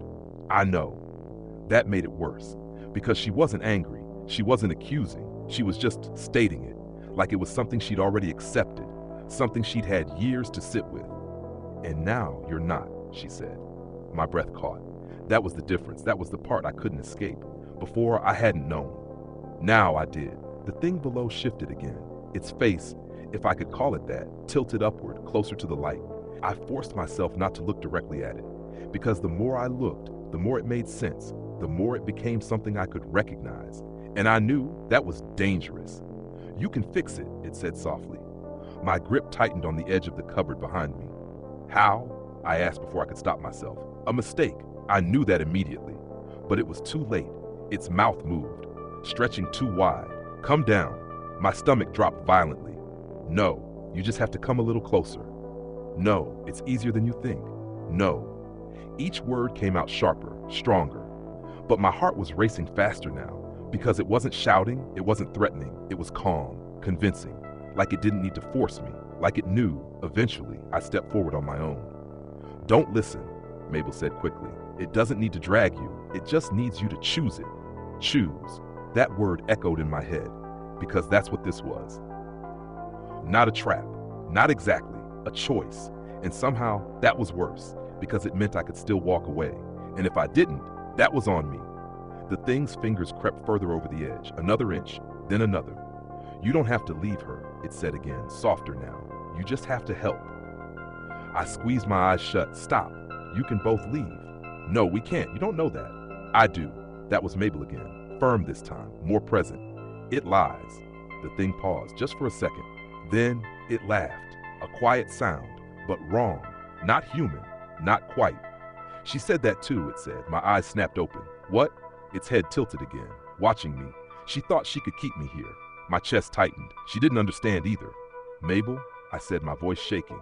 What is it talking about? Silence. Then, very quietly, I didn't know how to stop it. The words felt heavy, like they carried more than she was saying. What do you mean? A pause, longer this time. I tried to trap it, she said. My stomach dropped. How? I followed it. The air seemed to shift, colder, tighter. What? I went down, she said. I thought if I stayed, it couldn't leave. My breath caught, and it didn't, she added, a beat. Then, but neither did I. The reality of that settled over me like a weight. She hadn't been taken, not in the way I thought. She had chosen, she had followed it, and she'd been stuck ever since. The thing below me moved again, closer, almost level with the opening now. Its face clearer, too clear. You don't have to stay, it said to me.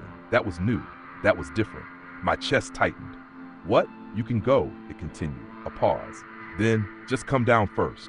There it was, the twist, the part that made everything fall into place. It didn't need me to stay. It just needed me to follow, to cross that line, to answer fully. Mabel's voice came again, urgent now. If you come down, it takes you, she said. And it goes up.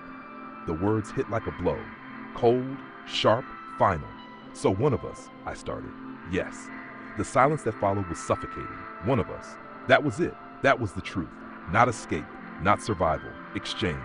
My chest tightened painfully, because now there wasn't a third option. Not really. I looked at the thing, then at the darkness behind it, then at the floor beneath me. And I realized it wasn't just about now. This had been building for years. From the moment I'd answered that voice as a child, from the moment I came back, from the moment I opened that door again, everything had led here. And now, I had to choose. You can leave, Mabel said again, softer now, just go. Her voice wasn't angry, wasn't desperate, just tired.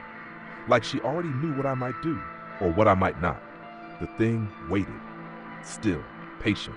It didn't rush, it didn't push, because it didn't need to, it knew. Eventually, people always step forward to help, to fix, to make things right, even when they shouldn't, especially when they shouldn't. My hands trembled, my breath shook, and slowly, before I could stop myself, I leaned forward, just slightly, just enough to see deeper into the darkness below. And that was when everything changed. The moment I leaned forward, I felt it. Not physically, not like something grabbing me, Something else, a shift, subtle, but absolute, like a boundary had just been crossed. My breath caught mid-inhale. The air changed, colder, but not from the room, from below. It felt like it was coming up through the opening, filling my lungs, heavy. Wrong. Eleanor, don't. Mabel's voice snapped sharp through the space, but it sounded distant now, like it was being pulled away from me. Like I'd moved further from her, even though I hadn't. I'm not going down, I said quickly, pulling back an inch. But even as I said it, I knew something had already happened. The thing below didn't lunge, didn't rush, it watched, and slowly, very slowly, it smiled. That same stretched, incomplete imitation. You see it now, it said softly. My chest tightened. No. But I did, not clearly, not fully, but enough to feel something crawling under my skin, like something was aligning, clicking into place. You're closer, it added. The words made my stomach drop. I scrambled back from the opening, my heart hammering violently now. I didn't go down, I said, louder. I didn't. You don't have to. That calm tone again, that certainty. And suddenly I understood. It wasn't about distance. Not really. It was about attention, focus, acknowledgement. The moment I leaned in, really looked, I'd done something, given something. My breathing became uneven. No, Eleanor. Mabel again. But her voice, it sounded thinner now, fainter. Move away from it. I am, I said quickly, scrambling backward until my shoulders hit the far wall of the pantry. But it didn't feel like enough. Nothing felt like enough. The thing shifted again, its upper body now visible just below the opening. Too close, far too close. You don't feel it? It asked. My throat tightened. Feel was. Then, you already opened it. The words hit like a cold shock. I didn't open anything, but my voice lacked conviction because something inside me, something instinctive, knew what it meant. You let me in before, it said, a beat, and now you're letting me through. My chest constricted painfully. No, but the air didn't feel right anymore. It felt thick, like it was pressing against my lungs instead of filling them, like breathing itself had changed. Behind the thing, deeper in the tunnel, Mabel's voice came again, faint, strained. You need to leave, she said. Now. I pushed myself to my feet, my legs unsteady, my head spinning slightly. Yes, I said quickly, I'm leaving. I turned toward the pantry door, but something stopped me. Not physically, not like something grabbed me, just a hesitation, a flicker. The thought, what if I leave her again? It was enough, just enough. My body slowed, my hand hovered near the doorframe, and behind me, the thing spoke again. That's how it starts. I froze, just a moment. My fingers trembled. Just a look. My chest tightened just enough. The words sank in deeper than I wanted, because they weren't wrong. That was exactly how it had happened, both times, slowly. Small choices, things that didn't seem like much until they were. No, I whispered, but I didn't move. Not yet.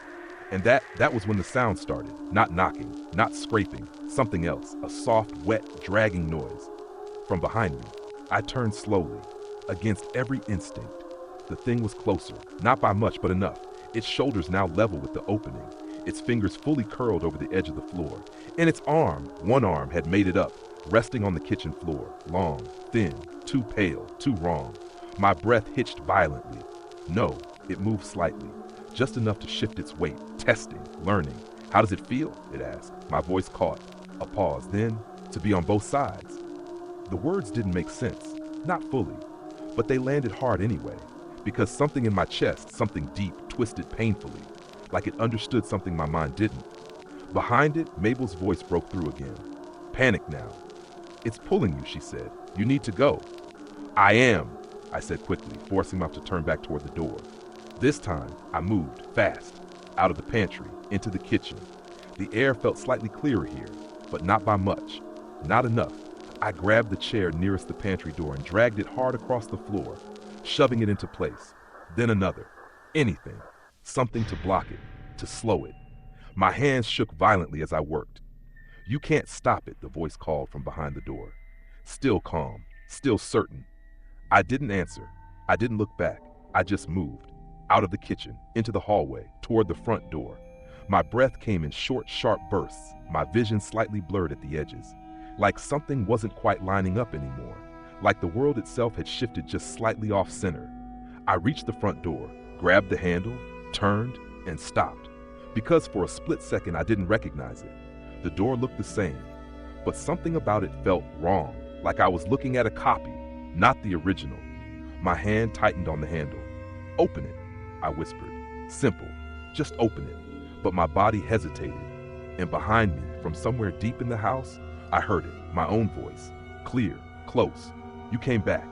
My heart slammed violently against my ribs. "No, you always do." I yanked the door open. The cold air outside hit me like a shock. Sharp, real, different.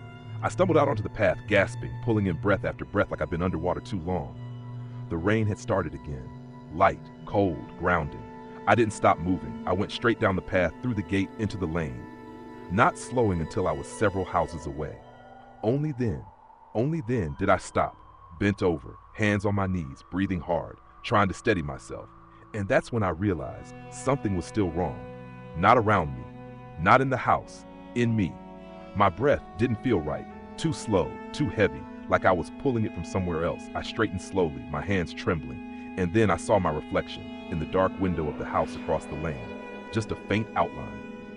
Blurred by rain, but clear enough. My face, my shape, my eyes, I froze, because for a split second, they didn't look like mine. And then they did. Perfectly normal, perfectly fine, like nothing had happened. But the feeling didn't go away. That quiet, creeping certainty that something had followed me, not fully, not yet, but enough, just enough to begin. After the knocking stopped, nothing happened for a while. That was the worst part. If it had kept going, if something had escalated, broken through, forced itself into the house, it would have been easier to understand, easier to react. But instead, everything went quiet. Too quiet. Mr. Wilkes didn't say anything more after that. He just checked the locks, one by one, slow and deliberate, like it was something he'd done 100 times before. Curtains stayed drawn, lights stayed low, no reflections uncovered. And me, I just stood there, trying to steady my breathing, trying to convince myself that I hadn't almost opened that door. Because I had. I knew I had. And if Mr. Wilkes hadn't stopped me, I don't know what would have happened. But I knew it wouldn't have been good. "You can feel it, can't you?" he said eventually. I didn't answer straight away, because I didn't want to say it out loud, didn't want to make it real. But the truth was, yes, I could. Not like something sitting in the room with me. Not like something watching from a distance. Something else, closer, quieter, like a second awareness just beneath my own. "Yes," I said finally. My voice sounded smaller than I meant it to. He nodded once, how it starts. Those words again. Everything with him came in pieces, fragments, like he didn't want to say too much at once. Or maybe he didn't want me to understand too quickly. "What happens next?" I asked. He didn't answer straight away. Instead, he gestured toward the hallway. "Come on." I hesitated. Every instinct I had told me not to move further into enclosed spaces, but staying still didn't feel safe either. Nothing did. So I followed. He led me to the small bathroom at the back of the house. The door was already closed, covered, like everything else. He reached up and pulled away the cloth that had been taped over the mirror. The glass underneath was old, slightly warped, but still clear enough. "Look," he said. I didn't want to. I already knew something would be wrong. But I stepped closer anyway, because part of me needed to see it, needed to understand. I looked into the mirror. At first, nothing. Just me, pale, tired, eyes too wide, breathing uneven, normal, almost. Then I blinked, and for a split second, my reflection didn't. It was small, barely noticeable. If I hadn't already been watching so closely, I would have missed it. My breath caught. "No," I whispered. I leaned closer, stared harder. The reflection followed now, perfectly, exactly, like nothing had happened. "You saw it," Mr. Wilkes said quietly. I didn't look away. I imagined it. "You didn't." My stomach twisted. I blinked too fast, I insisted. "It's just do it again." The words made my chest tighten. "I don't want to." "Do it." Something in his voice, firm, certain, made me comply. Slowly, deliberately, I blinked. Once. The reflection blinked with me. Nothing wrong. Nothing delayed. Nothing off. I let out a breath I didn't realize I was holding. "See? It's fine." Again, my stomach dropped. "Mr. Wilkes." Again. Reluctantly, I blinked, and this time it happened, just for a fraction of a second, but enough. The reflection smiled. I didn't. My breath stopped completely. The moment snapped back. The reflection normal again. Still, perfect. But I'd seen it. I knew I had. I stumbled back from the mirror, my chest heaving, panic rising fast. No, that's not." "It's ahead of you now," he said quietly. The words hit hard. "What does that mean?" I demanded. "It's learning your movements," he said, "your timing, your reactions." My head spun slightly. "So what? What happens when it catches up?" He didn't answer. He didn't need to, because I already knew, or at least I could feel it, that creeping certainty, that quiet, horrible understanding. When it catches up, there won't be a difference anymore. I turned back toward the mirror slowly, my hands trembling, my breath shallow. The reflection stared back at me, exactly as it should, exactly as expected, but I didn't trust it, not anymore. "Can it leave?" I asked quietly. "Yes." My stomach dropped. "How?" He met my gaze, "Through you." The words felt like something physical, like they settled in my chest and refused to move. "No," I whispered, but even as I said it, I felt that second presence shift slightly, like it had heard, like it had been waiting. "You didn't go down," he said, "so it's finding another way." My hands curled into fists. "That's not fair," I said. The words sounded childish, weak, but they were all I had. "It doesn't care about fair." Silence settled between us again, heavy, unavoidable. And then I heard it, not from the door, not from the pipes, from the mirror, a soft, faint tap. 3. My heart slammed violently against my ribs. I didn't move, didn't breathe. The reflection did. Its head tilted, just slightly. Not enough to be obvious, not enough to prove anything, but enough to make my stomach turn. "Don't respond," Mr. Wilkes said quietly. "I'm not." Tap, tap, tap, this time louder, clearer, from inside the glass, like something was on the other side trying to get through. My reflection leaned forward, just slightly, closer than I was. My breath caught. "No, you see it now," he said. I shook my head. "I'm not answering it. You don't have to speak." The words made my chest tighten. "What?" "You just have to acknowledge it." My eyes flicked back to the mirror, to the reflection, to the thing that was almost but not quite me. And for a second, just a second, I understood something that made my skin crawl. It didn't need me to talk. It didn't need me to follow. It just needed me to recognize it, to accept it, to see it as something real. And the moment I did, that was enough. The reflection smiled again, slow, subtle, wrong. And this time, it didn't stop. My breath came in short, panicked bursts. "Make it stop," I said. "You have to stop looking." The words hit immediately. I tore my gaze away from the mirror, stumbling back toward the door, my hands shaking violently. The tapping stopped, instantly. The silence that followed felt thicker, heavier, like something had just paused, waiting. I leaned against the wall, my breathing uneven, my heart still racing. "It's getting stronger," I said. "Yes." "How long do I have?" He didn't answer straight away. Then, "Not as long as you think." The words settled heavily between us, because I could feel it too. That quiet progression, that steady closing of distance. It wasn't rushing, it didn't need to, because eventually it would catch up. And when it did, there wouldn't be two of us anymore. There would just be one, and I wouldn't know which one it was. That night, I didn't sleep at all, not even for a minute. I tried. I lay there in the narrow bed, staring at the ceiling, counting breaths, listening to the faint hum of the house around me, but every time I closed my eyes, I could feel it. That presence. Closer now, not just beneath my thoughts, not just brushing against them, inside them, like something sitting just behind my own awareness, waiting for me to slip, waiting for a moment of quiet, of weakness, of inattention. Because that's all it needed. Just a moment. You should go back. The thought came again, not loud, not forced, just there, like it had always been there, like it belonged. "No," I whispered into the dark. My voice sounded thin, unconvincing, and somewhere in the silence, I felt it shift. Not retreat, not push forward, just adjust, learning, adapting. By morning, I knew something had changed. Not dramatically, not in a way anyone else would notice, but I could feel it. The way you feel when you're coming down with something before the symptoms fully hit. That subtle wrongness, that quiet certainty. I wasn't just being followed anymore. I was being mirrored.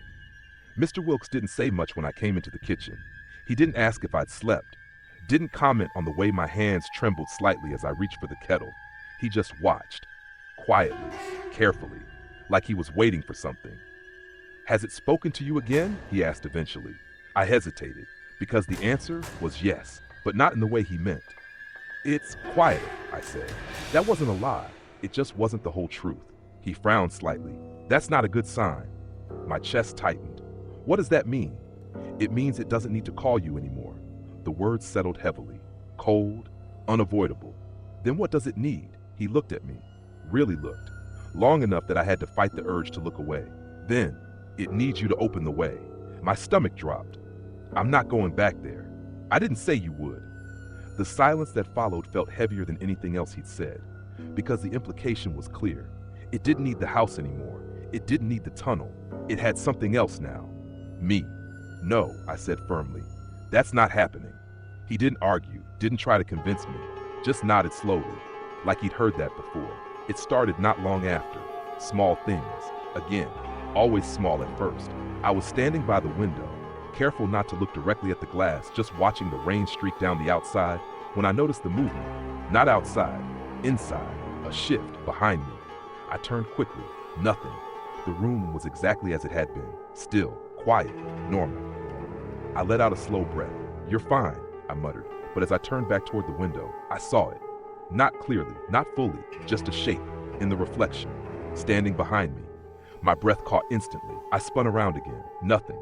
The room was empty, but when I looked back, it was gone. My chest tightened. No. I stepped away from the window immediately, my heart racing. It's not real. It's just tap, tap, tap. From the glass, 3.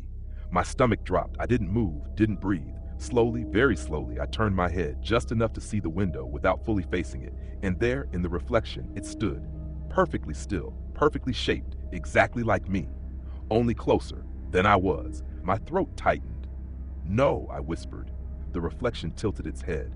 I hadn't. And then, it stepped forward. I stumbled back immediately, my breath catching hard. No, you're not supposed to see that yet, Mr. Wilkes said sharply from behind me. I spun toward him. I know. His voice was tighter than before, less controlled.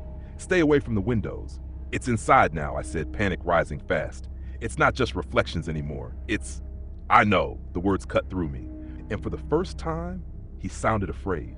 Not cautious, not wary, afraid. What do? I demanded.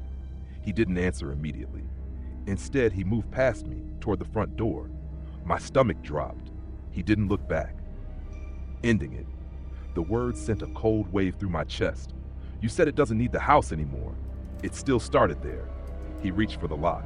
My heart slammed violently against my ribs. No, don't open that. We don't have a choice. Yes, we do. I stepped forward quickly, grabbing his arm. You said it needs me to open the way, so don't. It's already opening. The words stopped me cold. What? He turned then, looked at me, and what I saw in his expression made my stomach drop, because it wasn't uncertainty. It wasn't fear of being wrong. It was certainty. He's already at the door, he said. The words barely had time to settle before there was a knock. 3, slow, deliberate. Exactly the same as before. My breath stopped. No, I whispered. The knock came again, louder, closer. Eleanor. My heart slammed violently against my ribs. That voice, it wasn't trying to sound like Mabel anymore. It wasn't trying to trick me gently.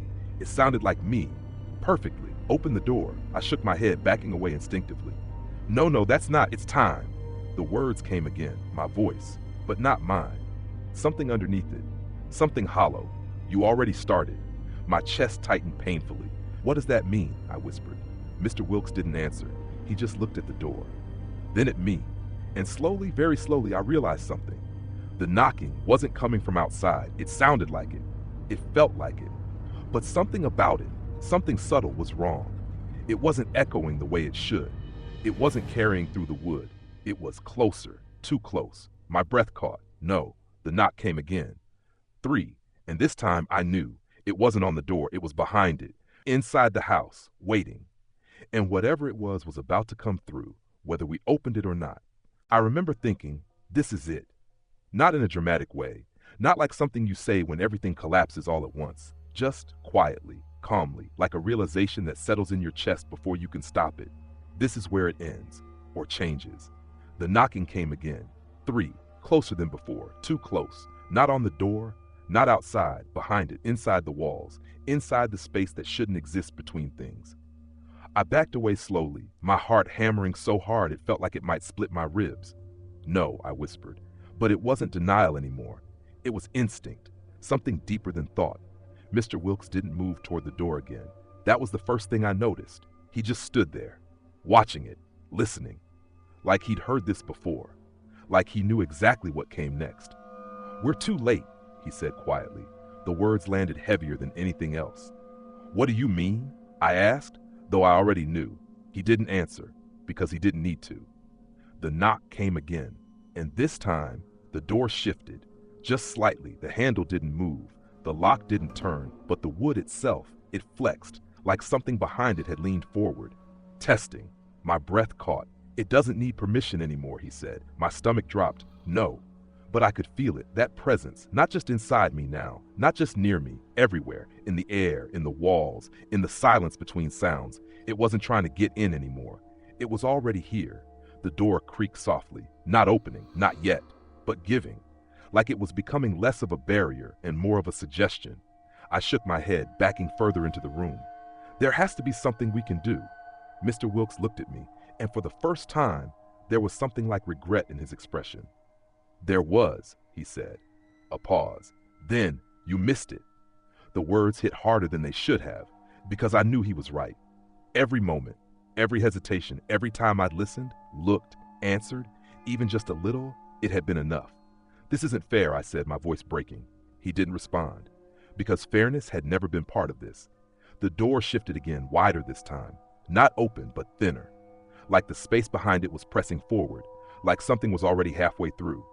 And then I heard it, not from the door, not from the walls, from me, my voice, clear, calm, right behind my own thoughts. "You don't have to be afraid." My breath caught. "No, you've already done it." My hands trembled. "Stop. You already opened it." I shook my head hard, pressing my palms against my temples. "No, no, no. It's easier if you just let it happen." The words weren't coming from outside anymore. They weren't echoing through the house. They were aligned with me, like they belonged. Mr. Wilkes stepped forward then, just once, slow, careful. "Eleanor," he said. I looked at him, and something inside me shifted again. Not violently, not suddenly, just slightly, like a line moving, a boundary adjusting. "You need to hold on to yourself," he said. The words felt distant, muted, like I was hearing them through something. "I am," I said, but my voice, it didn't sound right, too steady, too calm, not like how I felt. "You're slipping," he said. "I'm not." But even as I said it, I could feel it. That quiet overlap, that subtle blending, my thoughts, and something else. Not separate anymore, not fully. The door creaked again, louder this time, the wood bending outward, and for a moment, just a moment, I saw it, not clearly, but enough. A shape, standing behind the door, perfectly still, waiting, and it looked like me, exactly like me. The same height, the same posture, the same face, only it wasn't moving, not breathing, not blinking, just there. "I'm already inside," the voice said, and this time, I didn't know if it came from the door or from me. My chest tightened, my thoughts stuttered. "I didn't let you in," I said, but the words felt delayed, like I was catching up to something already happening. "You did," it said, a pause. "Then, you always do." The room felt distant, the edges of things slightly blurred, not visually, but mentally, like my awareness was slipping, like I was losing the center point of myself. Mr. Wilkes moved closer, too close. "Eleanor, listen to me." I looked at him, and something strange happened. For a second, I didn't recognize him, not fully. His face looked off, not wrong, just unfamiliar, like I was seeing him for the first time, and that terrified me more than anything else. "Who are you?" I asked. The words came out before I could stop them. His expression changed instantly, not shocked, not confused, just resigned. "It's happening faster than I thought," he said quietly. My chest tightened. "No, you need to leave," he said. The words felt wrong, backward. "Leave? Yes, where?" He didn't answer, because there wasn't anywhere. That was the truth. There never had been. The door behind him, it shifted again, wider, and the shape, it stepped forward, out of the space that shouldn't exist, into the room, perfect, complete, exactly me. Only it moved differently, smoother, more certain, more real. It looked at me and smiled, and this time I smiled back, without meaning to, without choosing to. My stomach dropped. No, but my face didn't change, my body didn't respond. It just matched, like I was the reflection now, not the original. "You see," it said softly, "we're the same." My thoughts scrambled. No, we're not. But the words felt thin, weak, like they didn't carry weight anymore, because something inside me, something fundamental, was shifting, aligning. "You don't have to fight it," it said. "I am fighting it." No, it replied. You're remembering. That word hit differently, not like a threat, not like manipulation, like a truth, something buried, something I didn't want to see. The room felt distant now, muted, like I was stepping further away from it, from everything. You left before, it said, a pause. Then, you don't have to leave this time. My chest tightened, because that sounded right. Too right. Like it fit into something I hadn't fully understood, like it completed something. Mr. Wilkes said something. I think I saw his mouth move, but I didn't hear the words, because my attention was somewhere else now. Not on him, not on the room, on the thing in front of me, on the version of me that wasn't me. And for a moment, just a moment, I understood something, something horrible, something final. It hadn't followed me, not exactly. It hadn't needed to, because I'd been carrying it since the first time, since the moment I answered, since the moment I came back.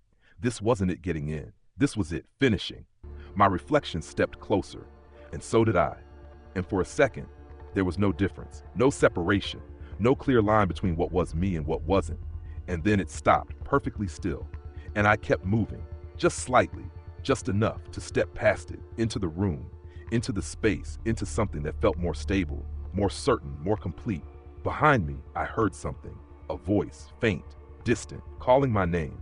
But it didn't matter anymore, because for the first time since this started, everything felt quiet, perfectly quiet, like the noise had finally stopped, like the confusion had settled, like I was exactly where I was supposed to be. And the thing that stood where I had been tilted its head slightly, watching me, learning me, becoming me. And somewhere behind it, something knocked, 3 times, soft, patient, waiting for someone else to answer.